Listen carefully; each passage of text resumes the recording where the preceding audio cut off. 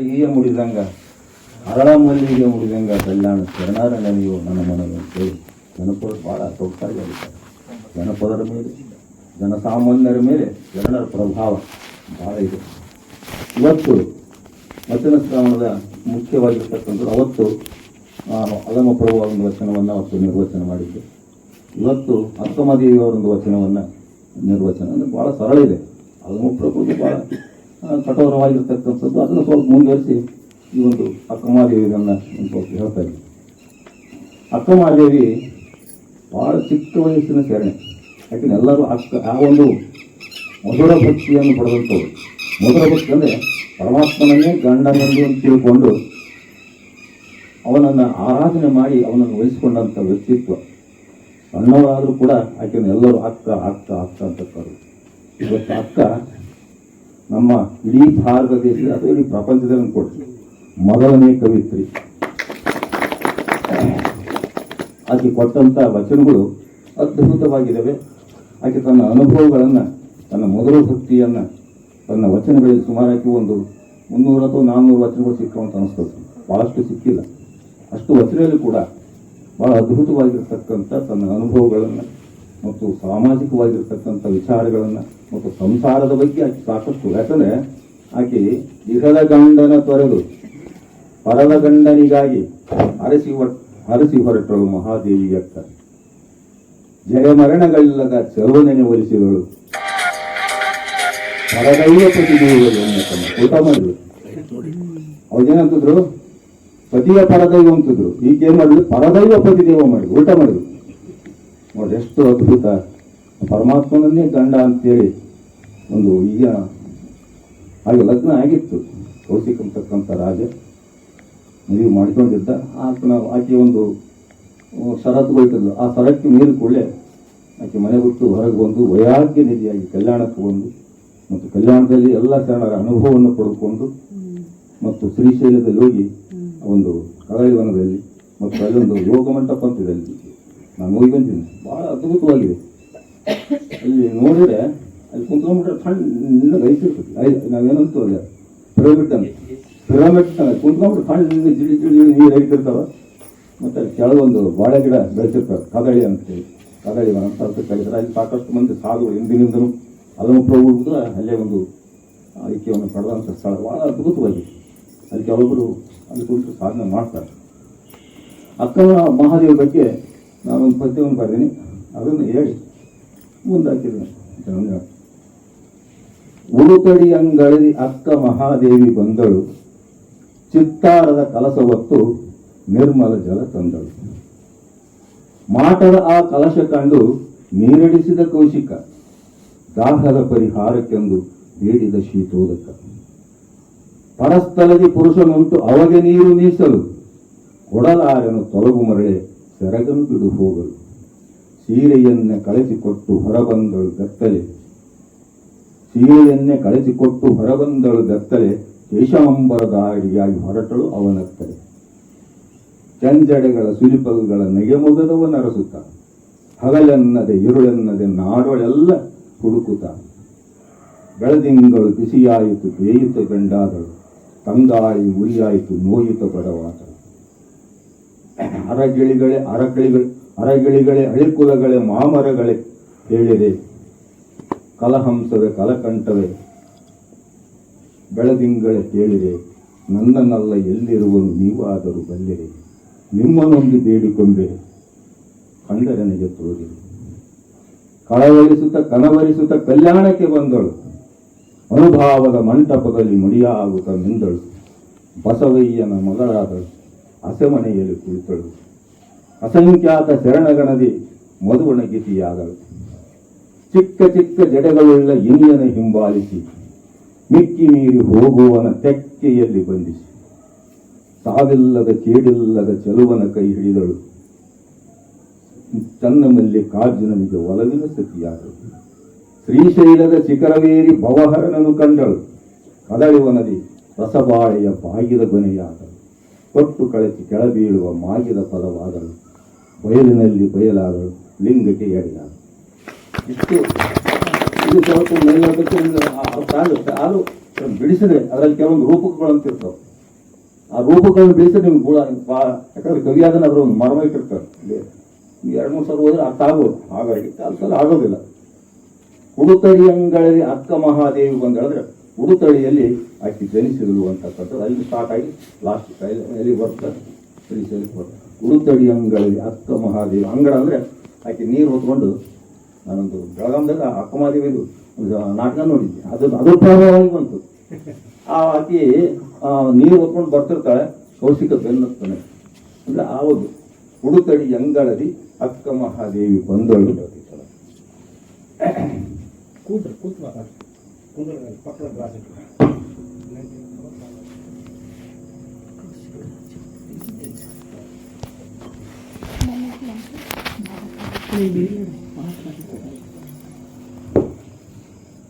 ಉಡುಕಡಿ ಅಂಗಳದಿ ಅಕ್ಕ ಮಹಾದೇವಿ ಬಂದಳು, ಚಿತ್ತಾರದ ಕಲಸ ಹೊತ್ತು ನಿರ್ಮಲ ಜಲ ತಂದಳು. ಈ ಚಿತ್ತಾರ ಕಲಸ ಸುಂದರವಾಗಿತ್ತು ಅಂತ ಕಲಸದ ದೇಹ ಅಂತ ಸುಂದರವಾಗಿರ್ತಕ್ಕಂಥ ದೇಹವನ್ನು ತೆಗೆದುಕೊಂಡು ಅದರಲ್ಲಿ ನಿರ್ಮಲ ಜಲ ಅಂದ್ರೆ ಮನಸ್ಸು ಅಂತಕ್ಕಂಥ ನಿರ್ಮಲವಾಗಿರ್ತಕ್ಕಂಥ ಮನಸ್ಸನ್ನು ಇಟ್ಕೊಂಡು ಅಲ್ಲಿ ಕೂತಿ ಬಂದು ಅಂತ.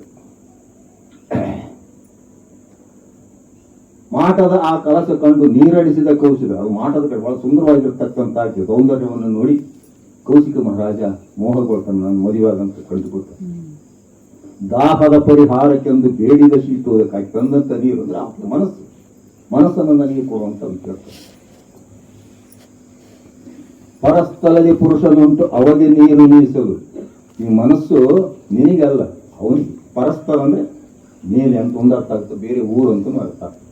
ಎರಡು ಅರ್ಥ ಇರ್ತದೆ. ಕವಿ ಮಾರ್ಮಿಕವಾಗಿ ಶಬ್ದವನ್ನಲ್ಲಿ ಬಳಸಿರ್ತಾನೆ. ಪರಸ್ಥಳದಿ ಪುರುಷನುಂಟು ಅವಧಿ ನೀರು ಮೀಸಲು, ಕೊಡಲಾರನು ತೊಲಗು ಮರಳೆ ಸೆರಗನು ಬಿಡು ಹೋಗಲು. ನೀನು ಕೊಡೋದಿಲ್ಲ, ನಮ್ದು ಸೀರೆ ಕೊಟ್ಟು ಕೊಡೋದು, ಸೀರೆಯನ್ನು ಕೊಟ್ಕೊಂಡು ಬಿಡ್ತಾಳೆ. ಸೀರೆ ಕೊಟ್ಕೊಂಡಿಲ್ಲ, ಮುಂದೆ ಹೇಳ್ತಾನೆ ನಾನು. ಸೀರೆಯನ್ನೇ ಕಳಚಿಕೊಟ್ಟು ಹೊರಬಂದಳು ಬೆತ್ತಲೆ, ಕೇಶಾಂಬರ ದಾರಿಯಾಗಿ ಹೊರಟಳು ಅವನತ್ತ. ಸೀರೆಯನ್ನು ಬಿಟ್ಲು ಅಂದ್ರೆ ಕಂಬಳಿಯನ್ನು ಒದ್ಲು ಅಂತ. ಕೇಶಾಂಬರ ಅಂದ್ರೆ ನಾವು ಕೂದು ಇವತ್ತೇನು ಚಿತ್ರ ಮಾಡ್ತದಿಲ್ಲ, ಆಕೆ ಬರಬತ್ತಲು ಬಂದಿಲ್ಲ, ನಾವು ಅನ್ಕೊಂಡಿವಿ. ಚಿತ್ರಕಾರ ಆ ರೀತಿ ಬರೀತಾರೆ, ಕಲ್ಪನೆ. ಈಗ ಬಸವಣ್ಣನ ಚಿತ್ರ ಬಸವಣ್ಣ ಹಂಗಿದ್ದು ಯಾರಿಲ್ಲ, ಅದು ಕೆಳದಿ ಬಸವಪ್ಪ ನಾಯಕನ ಚಿತ್ರನ ಬಸವಣ್ಣ ಮಾಡಿರ್ತೀನಿ. ಕಾಲ್ಪನಿಕ ಒಂದಿದ್ದ ಮಂತ್ರಿ ಹಿಂಗಿದ್ದ ಅಂತ ಕಿರೀಟ ಇಟ್ಕೊಂಡಿದ್ದ, ಕುದುರೆ ಮೇಲೆ ಹೋಗ್ತಾ ಇದ್ರು. ಕಾಲ್ಪನಿಕವಾಗಿ ಯಾರು ಅವ್ರ ಚಿತ್ರನ ಯಾರು ನಾವು ಎತ್ಕೊಳ್ಳಿ ನೋಡಿಲ್ಲ. ಆದರೂ ಅವರೊಂದು ಶಬ್ದದಲ್ಲಿ, ತಮ್ಮ ವಚನದಲ್ಲಿ ತಮ್ಮ ವ್ಯಕ್ತಿತ್ವವನ್ನು ಗುಣವನ್ನು ತೋರಿಸ್ತಾರೆ. ಕೇಶಾಂಬರದಾರಿಯಾಗಿ ಹೊರಟಳು ಅವನು ಹುಡುಕಂತ ಹೊಂಟರು ಪರಮಾತ್ಮನನ್ನು ಅಂದ್ರೆ ಕಂಬಳಿ. ವೈರಾಗ್ಯದ ಒಂದು ಸಂಕೇತ, ವೈರಾಗ್ಯ ನಿಧಿಯಾಗಿ ಅವನನ್ನು ಹುಡುಕ್ತಾವ.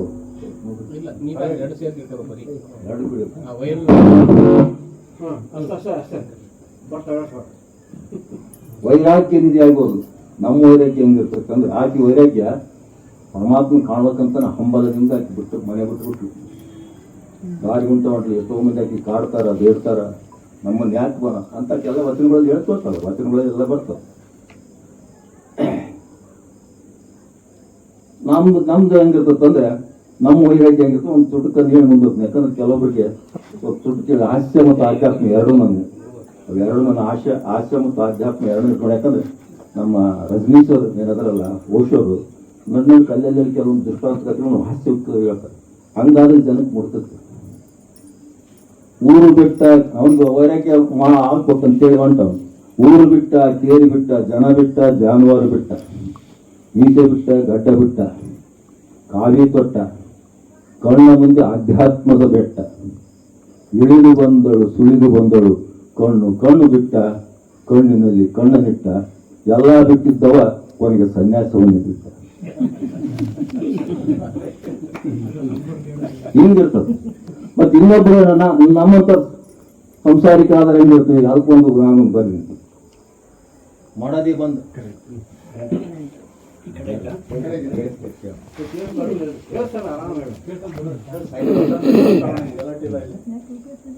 ಮಡದಿ ಬಂದಳು, ಮನೆಯಲ್ಲಿ ನಿಂದಳು, ಅವಳಲ್ಲಿ ಪ್ರೀತಿ ಇಟ್ಟ, ಅವಳಿಗೆ ಪ್ರೀತಿ ಇಟ್ಟ, ಮಕ್ಕಳ ಕೊಟ್ಟ, ಜುಟ್ಟ ಕೈಗೆ ಕೊಟ್ಟ. ಅವಳು ಹೇಳಿದಂತೆ ತಂದೆ ತಾಯಿಯ ಬಿಟ್ಟ, ಅಣ್ಣ ತಮ್ಮರ ಬಿಟ್ಟ, ಅಕ್ಕ ತಂಗಿಯರ ಬಿಟ್ಟ, ಬಂಧು ಬಾಂಧವರ ಬಿಟ್ಟ.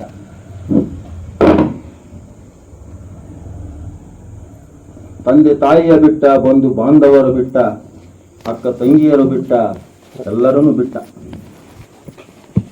ಹೆಂಡತಿ ಹೇಳಿದಂತೆ ಧೂಮಪಾನ ಮದ್ಯಪಾನ ಬಿಟ್ಟ, ಗುಟ್ಕ ಮಟ್ಕ ಬಿಟ್ಟ, ಜೂಜಾಟ ಇಸ್ಪೀಟಾಟ ಜೂಜಾಟ ಬಿಟ್ಟ, ಕುಡುಕರ ಸಹವಾಸ ಬಿಟ್ಟ, ವೇಶ್ಯೆಯರ ಒಡನಾಟ ಬಿಟ್ಟ. ಎಲ್ಲ ಬಿಟ್ಟಿದ್ದವ ಕೊನೆಗೆ ಹೆಂಡತಿಯನ್ನೇ ಬಿಟ್ಟ. ಗಡ್ಡ ಬಿಟ್ಟ, ಮೀಸೆ ಬಿಟ್ಟ, ಸೇರಿದ ಬೆಟ್ಟ. ಈಗ ಯಾರಿದು ಅಲಂಪ್ರಭು ಪರಿಸ್ಥಿತಿ ಹಿಂಗಾಯ್ತಾಗ್ತದೆ. ಯಾಕಂದ್ರೆ ಲಾಸ್ಟಿಗೆ ಅದಕ್ಕೆ ಶಾಕ್ ಆಗಿ 8 ಸತ್ತ ಮೇಲೆ ವೈರಾಗ್ಯ ಬರ್ತಾರೆ. ಒಂದು ಮನುಷ್ಯನ ಜೀವನದಲ್ಲಿ ಒಂದು ಶಾಕ್ ಆಗ್ಬೇಕು. ಶಾಕ್ ಆದಾಗ ಮನುಷ್ಯ ಬದಲಾವಣೆ ಆಗ್ತಾನೆ. ಇಲ್ಲದ್ರೆ ಬದಲಾವಣೆ ಆಗೋದು. ಬದಲಾವಣೆಗೆ ಒಂದು ಏನೋ ಒಂದು ಟರ್ನಿಂಗ್ ಪಾಯಿಂಟ್ ಇರ್ತದೆ.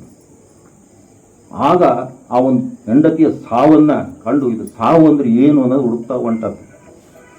ನಾವಿಲ್ಲಿ ಬಂದಿರೋದು ಎದಕ್ಕಾಗಿ ಅಂದರೆ ಆ ಸಾವನ್ನು ಗೆಲ್ಲಲಿಕ್ಕೆ ಬಂದಿದ್ವಿ, ಸಾವನ್ನು ನೋಡಲಿಕ್ಕೆ ಬಂದಿದ್ವಿ. ಆದ್ರೆ ನಾವು ಅದನ್ನ ಏನು ಮಾಡ್ತೀವಿ, ಅದಕ್ಕೆ ಭಯ ಪಟ್ಕೊಂಡು ಗೊರನ್ನು ಜೀವ ಬಿಟ್ಟು ಹೋಗ್ಬಿಡ್ತೀವಿ. ಅದಕ್ಕೆ ಒಂದು ಕಡೆಗೆ ಒಂದು ಸುಭಾಷಿತಗಳು ಬರೀತಾರೆ, ಅನಾಯಾಸೇನ ಮರಣಂ ವಿನಾ ದೈನ್ಯೇನ ಜೀವನಂ ದೇಹಾಂತೆ ತವ ಸಾನ್ನಿಧ್ಯಂ ದೇಹಿಮೇ ಪರಮೇಶ್ವರ ಅಂತ ಹೇಳ್ತಾರೆ. ಸಾಯ್ಬೇಕಾದ್ರೆ ನಾವೆಂದಿರ್ಬೇಕು ಜೀವನ ಅಂದರೆ ಹಂಗಿಲ್ದಂಗೆ ಬಾಗಬೇಕು, ಇನ್ನೊಬ್ರಿಗೆ ಹಂಗಿಲ್ದಂಗೆ ಅಂದರೆ ಕಾಯಕದಿಂದ ದುಡ್ಡು ಸ್ವಂತ ದುಡ್ಡು ಬದುಕಬೇಕು. ಮತ್ತು ಸಾಯುವಾಗ ಅನಾಯಾಸೇನ ಜೀವನ ಅಂದರೆ ಒಂದು ಸೌತೆಕಾಯಿ ಇರ್ತದೆ, ಅದನ್ನೇ ಮೃತ್ಯುಂಜಯ ಮಂತ್ರದಾಗ ಅದನ್ನೇ ಹೇಳ್ತಾರೆ. ಸೌತೆಕಾಯಿ ಹೆಂಗೆ ತೊಟ್ಟು ಕಳಿಸಿಬಿಡ್ತೋ ಹಂಗೆ ಈ ದೇಹದಿಂದ ಈ ದೇಹವನ್ನು ಬಿಟ್ಟು ಆತ್ಮ ಹೋಗ್ಬೇಕು. ನಾವೇನು ಮಾಡ್ತೀವಿ ಅಂದ್ರೆ ನೊಂದು ಬೆಂದು ತೊಳಿಸ್ಕೊಂಡು ಬಯಸ್ಕೊಂಡು ಬೇಯಿಸ್ಕೊಂಡು ಸಾಯ್ತೀವಿ. ಅದು ಶರಣರ ಮರಣವೇ ಮಹಾನ್. ಆ ಒಂದು ಜೀವನ ಬಿಡುವಂಥ ವ್ಯವಸ್ಥೆಯನ್ನು ಮಾಡಬೇಕಾದ್ರೆ ದಿನನಿತ್ಯ ಅದರ ಬಗ್ಗೆ ನಾವು ಚಿಂತನೆ ಮಾಡಬೇಕು. ಅದೇ ರೀತಿಯಾಗಿ ಇಲ್ಲಿ ಸದಾಶಿವ ಯೋಗಿಗಳು ಅಂತೇಳಿ ಕಂಪಿಯಲ್ಲಿ ಅವ್ರಿಗೆ ಸಾಯ್ತೀನಿ ಅಂತಂದು ಹೇಳಿ ಕುಂತ್ಕೊಂಡ್ಬಿಟ್ರು. ಅವ್ರಿಗೆ ಇಚ್ಛಾಮರಣಿಗಳು ಇವತ್ತು ಕುಂತ್ಕೊಂಡು ಧ್ಯಾನ ಕುಂತ್ಬಿಟ್ರು ಹೋಗ್ಬಿಟ್ರು. ಅವ್ರನ್ನ ಆಸ್ಪತ್ರೆಗೆ ತೊಗೊಂಡೋದ್ರು. ಕೈ ಕಾಲೆಲ್ಲ ಅಲ್ಲಾಡ್ತಾವ. ನಿಮ್ಮ ಕೈ ಎಲ್ಲ ರಕ್ತ ಎಪ್ಪಗಟ್ಬಿಟ್ಟು ಸಡದ್ಬಿಡ್ಬೇಕು, ಮತ್ತೆ ಬಗ್ಗಿಸ್ಬೇಕು, ನಾವು ಮುರಿಬೇಕು. ಆದ್ರೆ ಆತನ ಜನ ಈಗ ಕೈ ಹತ್ರಿಂದ ಬೀಳ್ತು, ಬದುಕರಿದ್ದಂಗೆ ಡಾಕ್ಟ್ರು ಚೆಕ್ ಮಾಡಿದ್ರೆ ಈತ ಸತ್ತನಂತೂ ಗೊತ್ತಿಲ್ಲ, ಬದುಕಿನಂತೂ ಗೊತ್ತಿಲ್ಲ. ಎಂಥ ಒಂದು ಸಾಧನೆ ಮಾಡಿರ್ಬೇಕು ಅವರು. ಅದು ಶರಣರ ಗುಣ. ಮರಣದಲ್ಲಿ ಶರಣಂದವನಿಗೆ ಮರಣವಿಲ್ಲ ಅಂತ ಹೇಳ್ತಕ್ಕಂಥ ಗಾದೆ ಮಾತೇನಾದ್ರು ವೇದಕ್ಕೆ ಸಮಾನವಾಗಿರ್ತಕ್ಕಂಥ. ಚಂಜಡೆಗಳ ಸುಲಿಪಲ್ಗಳ ನಗೆ ಮಗದವ ನರಸುತ್ತ ಹಗಲೆನ್ನದೆ ಇರುಳೆನ್ನದೆ ನಾಡೊಳೆಲ್ಲ ಹುಡುಕುತ್ತ ಬೆಳದಿಂಗಳು ಬಿಸಿಯಾಯಿತು ಬೇಯಿತು ಗಂಡಾದಳು ತಂಗಾಳಿ ಉರಿಯಾಯಿತು ನೋಯಿತು ಬಡವಾದ. ಆ ಪರಮಾತ್ಮನ ಹುಡುಕ್ಬೇಕಾದ್ರೆ ವಿರಹ ವೇದನೆ. ವಿರಹ ಅಂದರೆ ಮನುಷ್ಯನಲ್ಲಿ ಒಂದು ದೇಹದೊಳಗ ಉಷ್ಣಾಂಶ ಉತ್ಪತ್ತಾಗ್ತದೆ. ಆ ಒಂದು ಚಿಂತೆಯೊಳಗೆ ತಂಗಾಳಿದ್ರು ಕೂಡ ಆಕೆಗೆ ಉಷ್ಣ ಆಯಿತು, ಬೆಳದಿಂಗಳಿದ್ರು ಅದು ಬಿಸಿಲಾಯಿತು. ಅಷ್ಟು ವಿಕಲಾವಸ್ಥೆ ಆ ಪರಮಾತ್ಮನ ಬಗ್ಗೆ, ಅಷ್ಟು ವಿರಹ ಅವನನ್ನು ಕಾಣುವಂಥ ಹಂಬಲ ಆಕೆಯಲ್ಲಿ ಇತ್ತು ಅಂತ. ಕನವರಿಸುತ್ತ ಕಳವಳಿಸುತ್ತ ಕಲ್ಯಾಣಕ್ಕೆ ಬಂದಳು. ಎಲ್ಲ ಹುಡುಕ್ತಾ ಎಲ್ಲರನ್ನು ಕೇಳ್ಕೊಂತ ಬರ್ತಾವೆ. ಅಲ್ಲಿ ಬದುಕಿನ ಮುಂಚೆ ಏನು ಕೇಳ್ತಾರೆ ಅಂದರೆ ಕಲಹಂಸವೇ ಕಲಕಂಠವೇ ಬೆಳದಿಂಗಳೇ ಹೇಳಿರಿ. ಕಲಹಂಸ ಅಂದರೆ ನೀರಿನಾಗ ಮುಣಿ ಎದ್ದಾಡ್ತಿರ್ತದೆ. ಬ್ರಾಹ್ಮಣನ ಕೇಳಿದ್ಲು, ಈಗೇನು ಪರಮಾತ್ಮನ ಕಾಂಡೇನಂತ.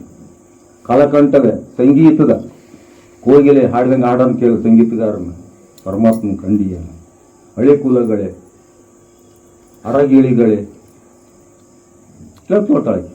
ಅಳಿಕುಳ ಅಂದರೆ ಈ ದುಂಬಿಗಳು ಸುಖವಾಗಿ ಜೀವನವನ್ನು ನಡೆಸ್ತಕ್ಕಂಥ ಭೋಗಿಗಳನ್ನು ಕೇಳಿದ್ ನೀವು ಪರಮಾತ್ಮನ ಕಂಡಿರಿ. ಕಿಳಿ ಬಳಗ ಹಾಡ್ತಾನೆ ಇರ್ತಾವೆ, ಮಾತಾಡ್ತಿರ್ತಾನೆ. ಈಗ ನಮ್ಮ ಥರ ಪಂಡಿತರು ಮಾತಾಡೋರನ್ನ ಕೇಳಿದ್ರು ಪರಮಾತ್ಮ ಕಂಡ. ಬರೀ ಮಾತಾಡೋನು ಎಂದು ಕಂಡಿರೋದಿಲ್ಲ, ಬರೀ ಮಾತಾಡೋದು ಅಷ್ಟೇ ಕಲ್ತಿರ್ತಾರೆ. ನಿಮ್ಮನೊಂದು ಬೇಡಿಕೊಂಡೆ ಕಂಡರನಿಗೆ ತೋರಿ ಅಂತ ಕೇಳ್ತಾವೆ. ಅವರೆಲ್ಲರನ್ನು ಕೇಳ್ತಾರೆ. ಮಾಮರ ಅಂದರೆ ಈ ಚೈತ್ರ ಮಾಸ ಬಂದಾಗ ಅದು ಕೆಂಪು ಎಲೆಯನ್ನು ಬಿಡ್ತದೆ. ಹಂಗೆ ಕಾವಿ ಬಟ್ಟೆ ಹಾಕಿರೋದನ್ನ ಕೇಳಿದ್ರೆ ನೀವೇನಾರು ಪರಮಾತ್ಮ ಕಂಡಿರಿ.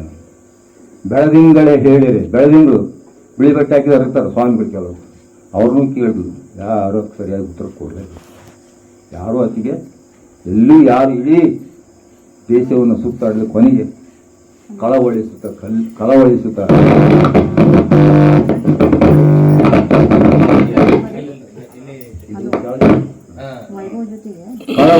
ಕಲ್ಯಾಣಕ್ಕೆ ಬಂದಳು. ಅಲ್ಲಿ ಎಲ್ಲ ಶರಣರು ಮಹಾತ್ಮರೆಲ್ಲ ಸೇರಿದ್ರು. ಅಲ್ಲಿ ಅದರ ಬಗ್ಗೆ ಚರ್ಚೆ ಮಾಡ್ತಿದ್ರು. ದೇವರಂದ್ರೆ ಏನು, ಯಾವ ರೀತಿ ನಾವು ಅದನ್ನು ಸಾಧನೆ ಮಾಡಬೇಕು, ಅದೆಲ್ಲ ಇಡೀ ದೇಶದ ತುಂಬ ಪ್ರಚಾರ ಆಗಿತ್ತು. ಕಾಶ್ಮೀರದಿಂದ ಬಂದರು, ಅಫ್ಘಾನಿಸ್ತಾನದಿಂದ ಬಂದರು, ಆಂಧ್ರದಿಂದ ಬಂದರು, ತಮಿಳುನಾಡು ಅಲ್ಲೆಲ್ಲ ಶರಣರು ಬಂದು ಸೇರಿದ್ದಾರೆ. ಅವ್ರು ಬಂದು ಇಲ್ಲಿ ಕನ್ನಡವನ್ನು ಕಲ್ತರು ಮತ್ತು ಶಾಲೆ ಕಲ್ತರು. ನೋಡಿ, ಬಸವಣ್ಣ ಆ ಕಾಲಕ್ಕೇ ಲಿಟ್ರೇಚರ್ ಓದೋದು ಕಲಿಸಿದ, ಮಾತು ಕಲಿಸಿದ ಕನ್ನಡ. ಅವ್ರು ತೆಲುಗಿದ್ರು ಮತ್ತು ಕಾಶ್ಮೀರದಿಂದ ಇದ್ರು, ಅವ್ರು ಕೂಡ ಕಲಿಸಿದ. ಅಂದರೆ ಅಲ್ಲೆಲ್ಲ ಶರಣರು ಆ ಒಂದು ಚರ್ಚೆಯನ್ನು ಮಾಡಿದ್ರು. ಸಂವಿಧಾನದೊಳಗೆ ಒಂದು ಏನಾದ್ರು ಒಂದು ಕಾನೂನು ಪಾಸ್ ಆಗ್ತಾರೆ, ಸಾಧಕ ಬಾಧಕ ಹೆಂಗೆ ಚರ್ಚೆ ಮಾಡ್ತು ಆ ರೀತಿಯಾಗಿ ಅನುಭವ ಮಂಟಪದಲ್ಲಿ ಶರಣರು ಚರ್ಚೆ ಮಾಡಿ ಅನುಭವದ ಮಂಟಪದಲ್ಲಿ ಮಡಿಯಾಗುತ್ತವೆಂದಳು. ಅದೆಲ್ಲ ಚರ್ಚೆ ಮಾಡಿ ಆಕೆಲ್ಲ ಬರ್ತ್ಕೊಂಡ್ರು. ಅವಾಗ ಬಸವಯ್ಯನ ಮಗಳಾದಳು ಹಸೆಮಣೆಯಲ್ಲಿ ಕುಳಿತಳು. ಆಕೆಗೆ ಲಿಂಗ ದೀಕ್ಷೆ ಆಯಿತು. ಲಗ್ನ ಅಸಂಖ್ಯಾತ ಶರಣಗಣದಿ ಮಧುವಣಗಿತಿಯಾದಳು. ಎಲ್ಲ ಶರಣರ ಹರಕೆಯಿಂದ ಆಕೆಗೆ ಲಿಂಗ ದೀಕ್ಷೆಯನ್ನು ಕೊಟ್ಟರು. ಚಿಕ್ಕ ಚಿಕ್ಕ ಜಡಗಳುಳ್ಳ ಇಂಜನ ಹಿಂಬಾಲಿಸಿ, ಪರಮಾತ್ಮನಿಗೆ ಚಿಕ್ಕ ಚಿಕ್ಕ ಜಡ ಇರುತ್ತೆ. ಆಕೆ ಒಂದು ವಚನದ ಕೊಟ್ಟು, ಅಕ್ಕ ಕೇಳುವ ನಾನೊಂದು ಕನಸ ಕಂಡೆ, ಚಿಕ್ಕ ಚಿಕ್ಕ ಜಡಗಳುಳ್ಳ ಗೊರವನ ಕಂಡೆ, ಮಿಕ್ಕಿ ಓಹುವನ ಹಿಡಿದುಕೊಂಡೆ ಅಂತ ಹೇಳ್ತಾರೆ. ಹೀಗೆ ಅದೇ ವಚನಗಳನ್ನ ಇಟ್ಕೊಂಡೆ ನಾನು ಈ ಒಂದು ಪದ್ಯವನ್ನು ಬರೆಯುತ್ತೆ. ಮಿಕ್ಕಿ ಮೀರಿ ಹೋಗುವವನ ತೆಕ್ಕೆಯಲ್ಲಿ ಬಂಧಿಸಿ, ಸಾವಿಲ್ಲದ ಕೀಳಿಲ್ಲದ ಚೆಲುವನ ಕೈ ಹಿಡಿದಳು. ಸಾವಿಲ್ಲ, ಅದು ಪರಮಾತ್ಮನಿಗೆ. ನಮಗೆ ಜೀವಕ್ಕೈತೆ, ಪರಮಾತ್ಮನಿಗಿಲ್ಲ.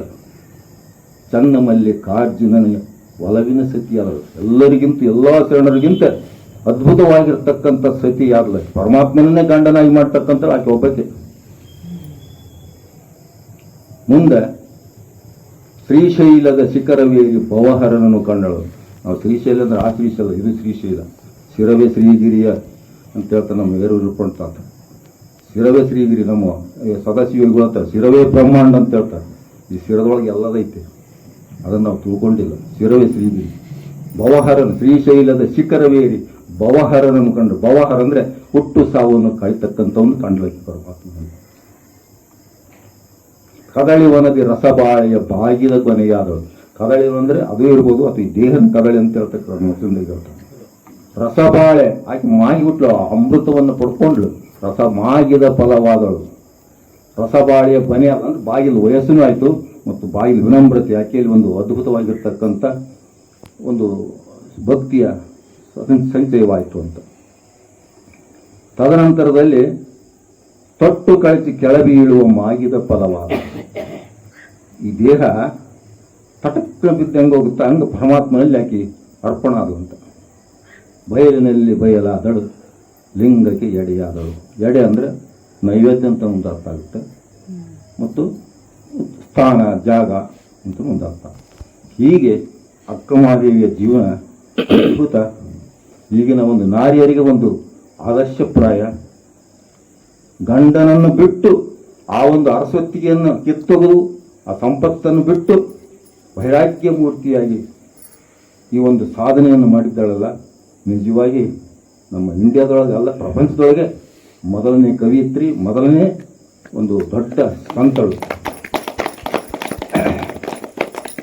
ಆಕೆಯ ನಂತರ ಕೆಲವೊಬ್ಬರು ಬಂದರು. ಲಲ್ಲೇಶ್ವರಿ ಅಂತ ಬರ್ತಾರೆ ಕಾಶ್ಮೀರದೊಳಗೆ, ಶೈವ ಪಂಥದಲ್ಲಿ. ಆಕೆ ಕೂಡ ಈ ಒಂದು ಪರಮಾತ್ಮನನ್ನೇ ದೇವರು ಅಂತೇಳಿ ಸೂಫಿ ಮತ್ತು ಶೈವ ಎರಡನ್ನು ಮಿಕ್ಸ್ ಮಾಡಿ ಆಕೆ ಕೆಲವೊಂದು ಪತ್ರಿಕೆಗಳನ್ನು ಬರೀತಾರೆ. ಆಕೆ 13ನೇ ಶತಮಾನದಾಗ ಬರ್ತಾರೆ. ತದನಂತರ ಮೀರಾಬಾಯಿ ಅಕ್ಕ ಈಗ ಬರ್ತಾಳೆ ಮಲ್ಲಮ್ಮ, 15ನೇ ಶತಮಾನದೊಳಗೆ. ಆಕೆ ಹುಚ್ಚು ಗಂಡನನ್ನು ಕಟ್ಟಿಕೊಂಡು ಈಗ ಮತ್ತು ಎರಡನ್ನು ಗೆದ್ದು. ಇಂಥವ್ರು ನಮ್ಮ ನಾರಿ ಕುಲಕ್ಕೆ ನಿಜವಾಗಿ ಒಂದು ದಾರಿದೀಪ. ಆದ ನಂತರ ಮೀರಾಬಾಯಿ ರಾಜಸ್ಥಾನದಕ್ಕೆ, ಆಕೆ ಕೂಡ ಪರಮಾತ್ಮನೇ ಗಿರಿಧರ ಅಂತಂದ್ರೆ ಅಲ್ಲಿ ಕೃಷ್ಣನನ್ನು ಪೂಜೆ ಮಾಡ್ತಾರೆ. ಕೃಷ್ಣರಲ್ಲಿ ಯಾರೇ ಒಂದೇ ಆ ಒಂದು ಇವರೆಲ್ಲ ಉನ್ನತ ಮಟ್ಟದಲ್ಲಿರ್ತಕ್ಕಂಥವ್ಳು ಅಕ್ಕಮಹಾದೇವಿ. ಇಂಥ ಒಂದು ಶರಣರ ಒಂದು ಇವತ್ತು ವಚನ ನಿರ್ವಚನ ಮಾಡಲಿಕ್ಕೆ ಅದು ನಾರಾಯಣ ಕಂದಗಲ್ ಅವರು, ಲಲಿತಾ ಕಂದಗಲ್ ಅವರು ಹೇಳ್ಬೇಕಾಗಿತ್ತು, ಅದನ್ನು ನನಗೆ ಕೊಟ್ಟಾರೆ. ಅವ್ರು ನೀವ ಮಾಡಿಬಿಡ್ರಂದ್ರು. ಯಾಕಂದ್ರೆ ಅವ್ರ ಜೊತೆಗೆ ನಾವು ಭಾಳ ಒಡನಾಟ, ಅಲ್ಲಲ್ಲಿ ಅವ್ರ ಕೂಡ ಧ್ಯಾನ ಅಂಥವು ಮಾಡ್ತಿರ್ತೀವಿ. ಯಾಕಂದರೆ ಎಲ್ಲವೂ ಒಂದೇ ಇಲ್ಲಿ. ಧ್ಯಾನ, ಪೂಜೆ, ಸ್ನಾನ, ನಮಾಜು, ಪ್ರಾರ್ಥನೆ ಎಲ್ಲವೂ ಒಂದೇ. ಮನಸ್ಸು ಪರಿಪಕ್ವವಾಗಬೇಕಷ್ಟೆ. ನಾವು ಯಾರಲ್ಲಿಯೂ, ಯಾಕಂದರೆ ನಮ್ಮೊಳಗೆ ಎರಡು ಶಕ್ತಿಗಳು, ಎರಡು ಮನಸ್ಸು ಅಂತ ಎರಡೇ ಮನಸ್ಸು ಇರೋದು, ಅದು ಒಂದಾಗಬೇಕು. ಇವು ಹೊರಗಿನ ಮನಸ್ಸು, ಒಳಗಿನ ಮನಸ್ಸು. ಇವು ಹೊರಗಿನ ಮನಸ್ಸೇ ಜೀವಾತ್ಮ, ಏನೇನೋ ಹುಡುಕ್ತೈತೆ, ಏನೇನೋ ಮಾಡ್ತೈತೆ, ಅದನ್ನು ಮಾಡ್ಬೇಕು. ಈ ಪಂಚೇಂದ್ರಿಯಗಳು ನಮಗೆಲ್ಲ ದಾರಿ ಕೆಡಿಸ್ತವೆ. ಒಳಗ ಸುಪ್ತ ಪ್ರಜ್ಞೆ ಅಂತ ಇರ್ತದೆ, ಅದೇ ಪರಮಾತ್ಮ. ಅದು ಎಲ್ಲ ಕಡೆಗೂ ತುಂಬಿದೆ, ನಮ್ಮೊಳಗೆ ಇದೆ. ಅದು ಎಲ್ಲರನ್ನೂ ರಕ್ಷಣೆ ಮಾಡ್ತದೆ. ಉದಾಹರಣೆಗೆ ಹೇಳ್ಬೇಕಂದ್ರೆ, ನನಗೊಂದು ಸಲ ಆಫೀಸ್ನಲ್ಲಿ, ಈಗ ಸುಮಾರು ಒಂದು 15-20 ವರ್ಷದ ಕೇಳಿದೆ, ಆಫೀಸ್ನಲ್ಲಿ ಮಧ್ಯಾಹ್ನ ನಿಂತ್ಕೊಂಡಿದ್ದೆ. ಎಲ್ಲರೂ ಊಟಕ್ಕೆ ಹೋಗಿದ್ರು. 1 ಗಂಟೆ 2 ಗಂಟೆ ಸುಮಾರು. ಅವ್ರ ಬ್ಯಾಸಿಗೆ ಕಾಲ ಫ್ಯಾನ್ ಗರ್ರ ಗರ್ರ ಗರ್ರ ಗರ್ರ ಗರ್ರ ತಿರುಗ್ತೀವಿ. ನಮ್ಮ ಸಾಹೇಬರು ಮತ್ತು ನಾನು ಕೆಳಗೆ ನಿಂತ್ಕೊಂಡು ಮಾತಾಡ್ತಿದ್ವಿ. ಏನೋ ಅದು ಏನು ಅನಿಸ್ತು, 2 ಹೆಜ್ಜೆ ನಾನು ನಿಂತ್ಕೊಂಡೆ, ಅವ್ರಿಂದ ಮ್ಯಾಲಿಂದ ಫ್ಯಾನ್ ಕಂತ. ಅಂದರೆ ನಮಗೆಲ್ಲದೂ ಗೊತ್ತಿದೆ ಒಳಗೆ. ಅದು ನಮ್ಮನ್ನು ರಕ್ಷಣೆ. ನಾವು ಮಲಗಿದಾಗ ಹೃದಯವನ್ನು ಬಡಿಸ್ತದೆ, ಉಸಿರಾಡಿಸ್ತದೆ, ನಮ್ಮ ಆರೋಗ್ಯವನ್ನು ಸಹಿತ ಸರಿಪಡಿಸ್ತದೆ. ರಾತ್ರಿ ಮಲ್ಕೊಂಡಾಗ ನಮ್ಮ ಎಚ್ಚರ ಸ್ಥಿತಿಯೊಳಗೆ ಅದು ಎಲ್ಲ ಕಾಲಕ್ಕೂ 24 ತಾಸು ನಮ್ಮನ್ನು ಕಾಪಾಡ್ತಾನೆ ಇರ್ತದೆ. ಅದೇ ಪರಮಾತ್ಮ. ಆ ಒಂದು ಸುಪ್ತ ಪ್ರಜ್ಞೆಯನ್ನು ಎಚ್ಚರಗೊಳಿಸೋದೇನೈತಲ್ಲ, ಅದೇ ಅಧ್ಯಾತ್ಮ. ಸುಪ್ತ ಪ್ರಜ್ಞೆ ನಮ್ಮೊಳಗೆ, ಆ ಸುಪ್ತ ಪ್ರಜ್ಞೆ ಎಚ್ಚರ ಆಯ್ತಂದ್ರೆ ಇಡೀ ಜಗತ್ತಿನಲ್ಲಿ ಇರ್ತಕ್ಕಂಥವ್ರು ಎಲ್ಲರೂ ಪರಮಾತ್ಮನಾಗಿ ಕಾಣ್ತಾರೆ. ಅದರ ಭಾಗವಾಗಿ ನಾವು ಕಾಣ್ತೀವಿ. ನಮ್ಮೊಳಗೆ, ನಿಮ್ಮೊಳಗೆ, ಎಲ್ಲರೊಳಗೆ ಇದೆ. ಇಲ್ಲಿ ಭೇದ ಭಾವ ಬರೋದಿಲ್ಲ, ಜಾತಿ ಬರೋದಿಲ್ಲ, ನಾನು ದೊಡ್ಡತ ನೀನು ದೊಡ್ಡತ ಬರೋದಿಲ್ಲ. ಎಲ್ಲರೂ ಸಮಾನ. ಪ್ರತಿ ಜೀವಿಗಳಲ್ಲಿ, ಪ್ರತಿ ಅಣುವಿನಲ್ಲಿ ಪರಮಾತ್ಮ ಇದ್ದಾನೆ.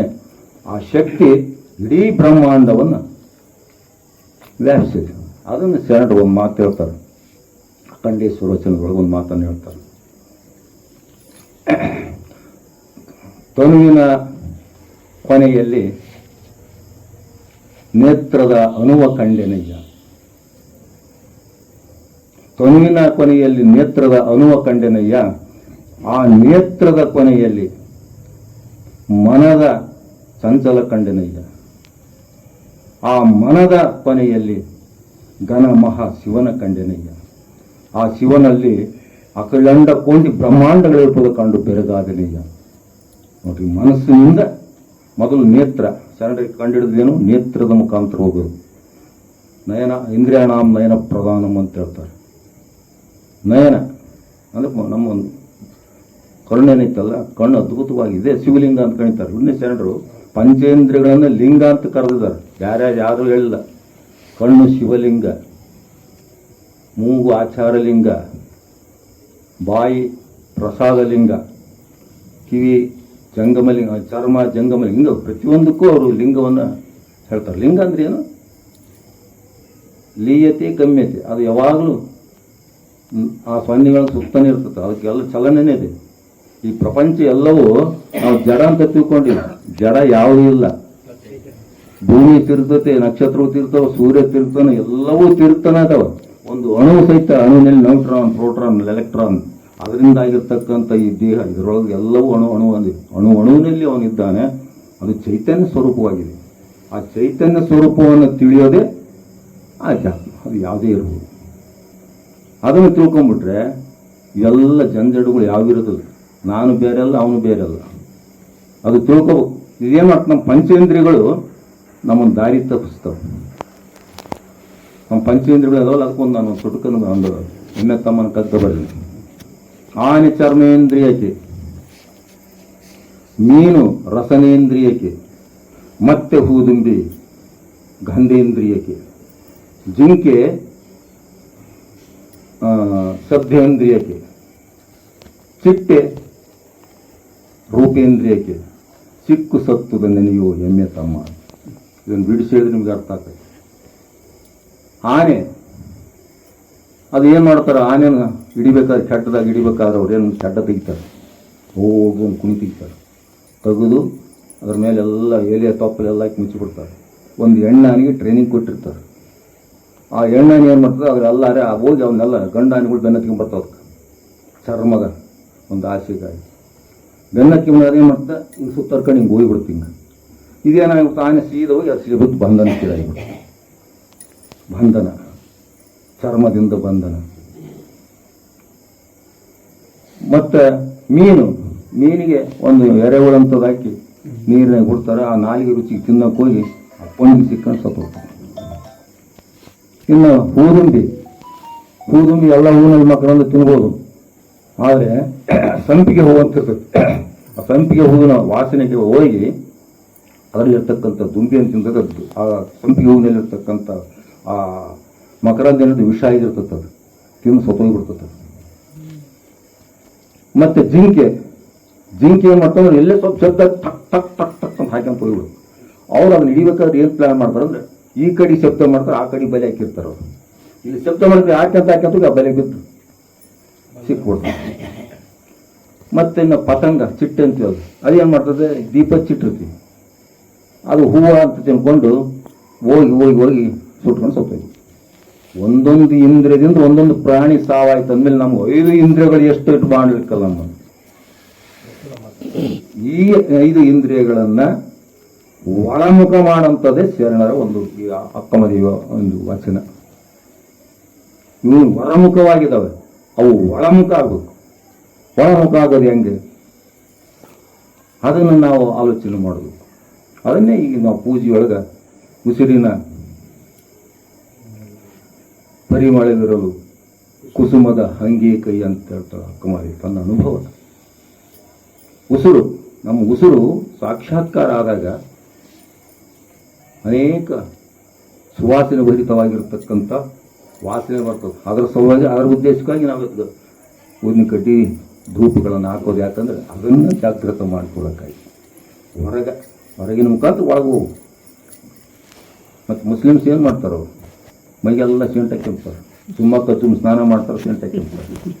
ಅದಕ್ಕೆ ವಾಸನೆ ಬರಬಾರ್ದು ಅಂತ. ಆದರೆ ನಿಜವಾಗಿ ನಮ್ಮ ಒಳಗೆ ಒಂದು ವಾಸನೆ ಇದೆ. ಒಬ್ಬ ಯೋಗಿ ಆದವನಿಗೆ ಅದ್ಭುತವಾಗಿರ್ತಕ್ಕಂಥ ವಾಸನೆ, ಸುಗಂಧ ವಾಸನೆ ಇರ್ತದೆ. ಹೆಣ್ಮಕ್ಳಿಗೆ ಸಹಿತ ಸುಗಂಧಿಯರು ಅಂತ ಕರೀತಾರೆ, ಸುಹಾಸಿನಿಯರು ಅಂತ ಕರೀತಾರೆ, ಸುವಾಸಿನಿಯರು ಅಂತ ಕರೀತಾರೆ. ಒಬ್ಬೊಬ್ರಿಗೆ ಒಂದೊಂಥರ ಮೈ ವಾಸನೆ ಇರೋದು.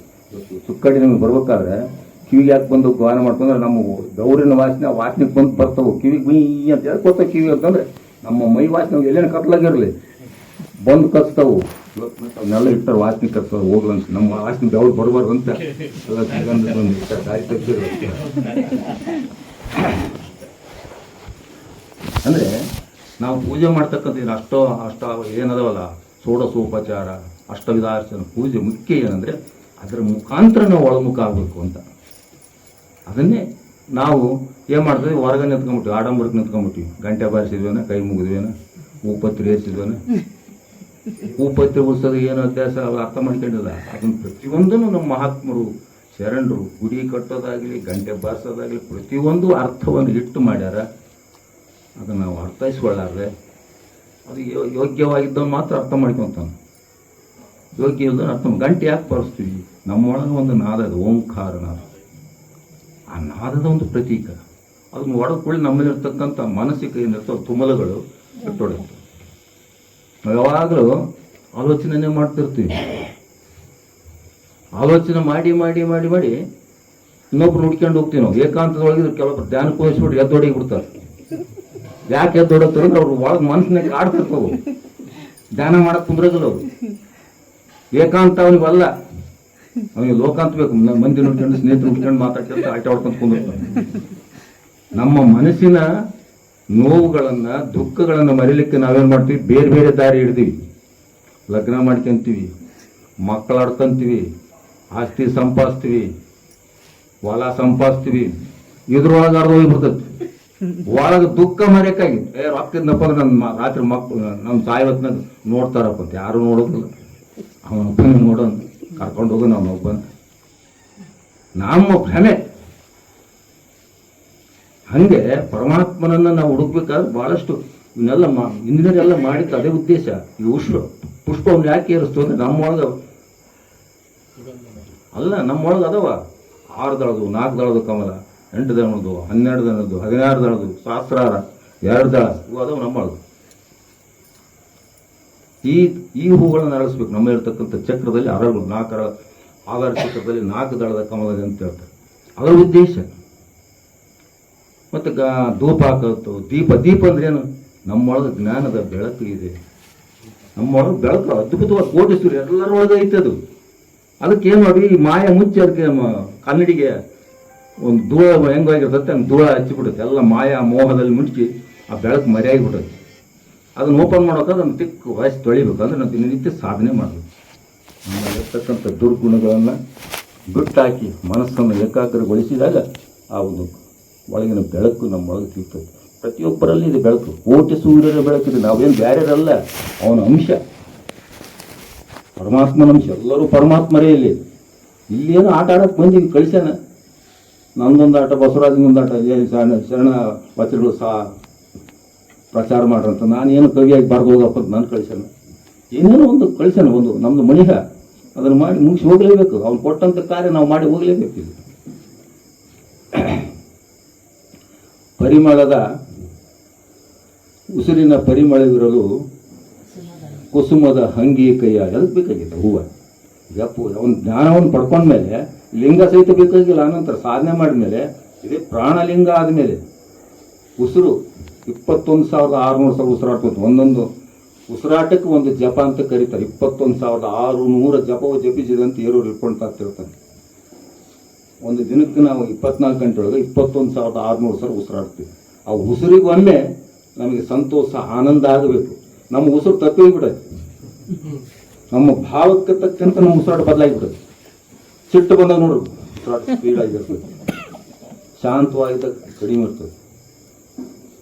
ಹಿಂಗೆ ದುಃಖ ಬಂದಾಗ ಒಂಥರ ಉಸಿರಾಟ ಇರ್ತದೆ. ಉಸಿರಾಟ ವ್ಯತ್ಯಾಸ ಆದಾಗ ನಮ್ಮ ದೇಹದಲ್ಲಿ ಅನಾರೋಗ್ಯ ಕಾಡ್ತದೆ.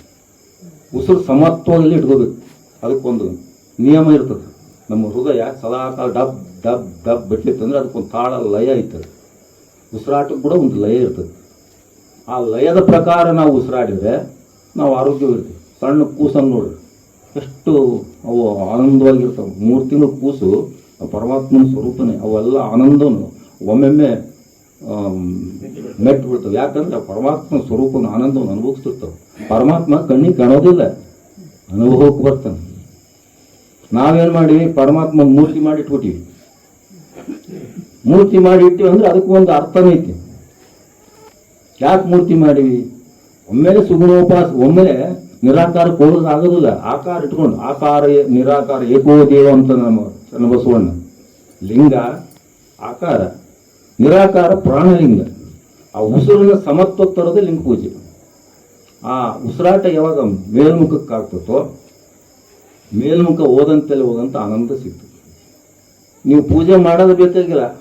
ಆ ಲಿಂಗ ಪೂಜೆಗೆ ಏನು ಆನಂದ ಸಿಗ್ತದೆ, ರೀಕಾಲ್ ಮೆಮೊರಿ ಮಾಡ್ಕೊಂಬಿಟ್ರೆ ಒಂಥರ ಆನಂದ, ಯಾವಾಗಲೂ ಸದಾ ಆನಂದ, ಉತ್ಸಾಹ ಒಳಗಿರ್ತದೆ. ಉತ್ಸಾಹ ಇತ್ತಂದ್ರೆ ಮನುಷ್ಯ ಆರೋಗ್ಯವಾಗಿರ್ತಾನೆ. ಉತ್ಸಾಹ ಇರಲಿಲ್ಲ ಅಂದರೆ ಅನಾರೋಗ್ಯ.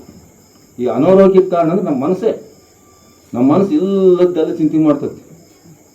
ಏನೇನು ಚಿಂತೆ ಮಾಡ್ತೀವಿ ಅದಾಗ್ತೀವಿ ನಾವು. ಆದ ಕಾರಣ ಒಳ್ಳೆಯದನ್ನೇ ಚಿಂತೆ ಮಾಡಿದ್ರೆ ಒಳ್ಳೇದಾಗ್ತದೆ. ಯದ್ಭಾವಂ ತದ್ಭವತಿ ಅಂತ ಒಳ್ಳೆಯದನ್ನೇ ಚಿಂತೆ ಮಾಡ್ಬೇಕು ನಾವು. ಅಯ್ಯಪ್ಪ ನಾನು ರೋಗ ಬಂದ್ಬಿಟ್ಟು ಬಂದಾಗ್ಬಿಡ್ತದೆ ಅದು. ಇವಾಗ ಕರೋನಾದಾಗ ಯಾಕೆ ಸತ್ತರ ಅಂದ್ರೆ ಭಯ ಪಟ್ಕೊಂಡ ಸತ್ತಾರ ಕೆಲವೊಬ್ರು. ಔಷಧಕ್ಕೆ ಸತ್ತಿಲ್ಲ, ಭಯ, ಮರಣದ ಭಯ ಬಿಟ್ಟಾಕ್ಬಿಡೋದು. ಸಾಕ್ರಾಟಿಸು ಅದಕ್ಕೆ ವಿಷಯ ಕೊಟ್ರಂತೆ. ಆತ ಅವಾಗ ಅನ್ನಂತೆ ಸಾವು ಹೆಂಗತ್ತತ್ ನಾನು ನೋಡ್ತಾನಂತೆ. ಶಿಷ್ಯರಿಗೆ ಹೇಳಿದಂತೆ ಸಾವು ಬರೋದು ಮೊದಲು ಕಾಲು ಮುಖಾಂತರ. ಇಲ್ಲಿ ಕಾಲಿಗೆ ಬಂತು, ಮೊಣಕಾಲಿಗೆ ಬಂತು. ಯಾಕಂದ್ರೆ ಸತ್ತಾಗ ನಾವು ಕಾಲು ಹಾಕ್ತಿರ್ತೀವಿ, ಬೀಡಿ ಹಾಕ್ತಿರ್ತೀವಿ, ಈಟಾಗ್ಲಂತ. ಕಾಲಿನಿಂದನೇ ಪ್ರಾರಂಭ ಆಗುತ್ತೆ ನಮ್ಮ ಸಾವು.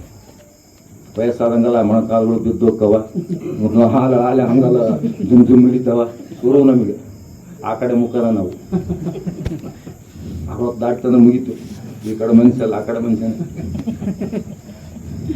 ಹೀಗೆ ನಮ್ಮ ಮನಸ್ಸನ್ನು ನಾವು ಪರಿಶುದ್ಧಟ್ಕೊಂಡ್ರೆ ನಮ್ಮ ಆಯುಷ್ಯ ಜಾಸ್ತಿ ಆಗ್ತದೆ. ಅಂದ್ರೆ ನಾವು ದಿನನಿತ್ಯ ಪೂಜೆ ಮಾಡಿದಾಗ ಏನಾಗುತ್ತೆ, ಆಟೋಮೆಟಿಕ್ಕಾಗಿ ಪ್ರಾಣಾಯಾಮ ಆಗ್ತದೆ. ಉಸಿರು ಕಡಿಮೆ ಆದಷ್ಟು ಆಯುಷ್ಯ ವೃದ್ಧಿ ಆಗ್ತದೆ. ಉದಾಹರಣೆಗೆ ಹೇಳ್ಬೇಕಂದ್ರೆ, ಸ್ವಲ್ಪ ನೀರು ಕೊಡ್ರಿ. ನಾಯಿ ತೇಕ್ 8-9 ವರ್ಷ ಸ್ವತಂತ್ರ ಬಿಡ್ತದೆ. ಯಾವಾಗಲೂ ತೇಗ್ತಾನಿರ್ತದೆ. ಆನೆ 500 ವರ್ಷ ಬದುಕ್ತೈತೆ. 12 ನಿಮಿಷಕ್ಕೊಂದು ಉಸಿರಾಡ್ತದೆ, ನೀರಿನ ಬೀಳ್ತೈತೆ, ಮತ್ತೆ ಬಂದು ಒಂದು ಸ್ವಲ್ಪ ಗಾಳಿ ತಗೊಂಡು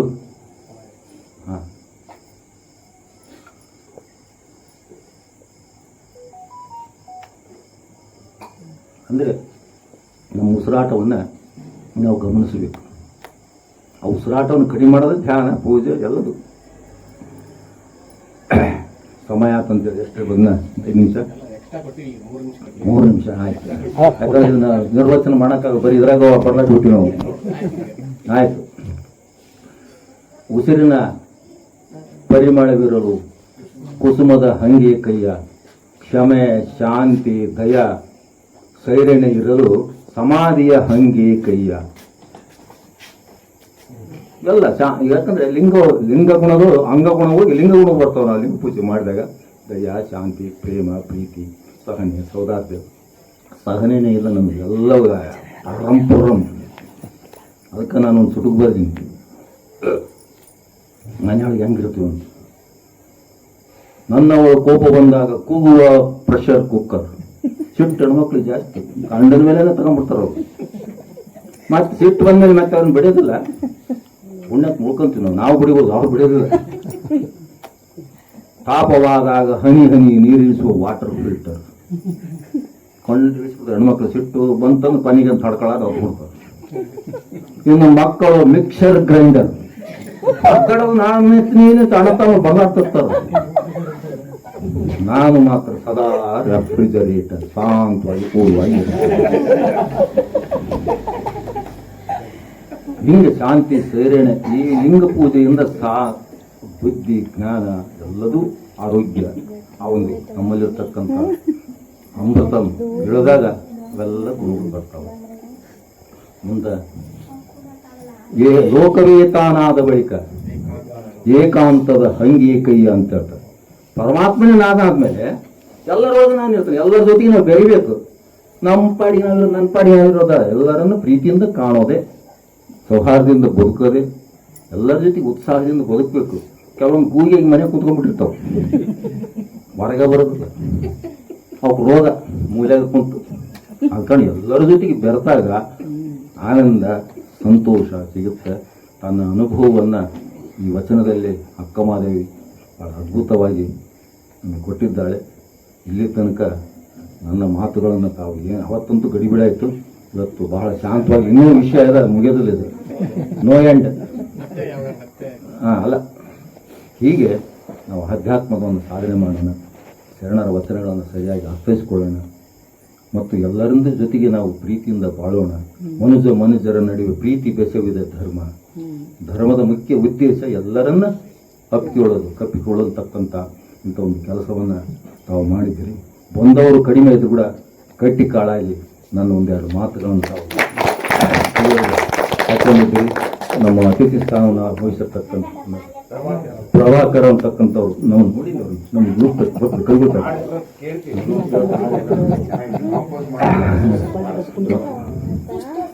ಪ್ರಭಾಕರ್ ಅವರಿಗೆ ಮತ್ತು ಇಲ್ಲಿ ಆಗಮಿಸಿರ್ತಕ್ಕಂಥ ಎಲ್ಲ ಬಸವಪರ ಸಂಘಟನೆ ಸದಸ್ಯರಿಗೆ, ಆಗಮಿಸಿರ್ತಕ್ಕಂಥ ಎಲ್ಲ ಶರಣ ಬಂಧುಗಳಿಗೆ ಮತ್ತು ವಿಶೇಷವಾಗಿ ನಾನು ರವಿಕುಮಾರ್ ಆಗಬೇಕು, ರವಿಕುಮಾರ್ ಆಗ್ಯಾನ.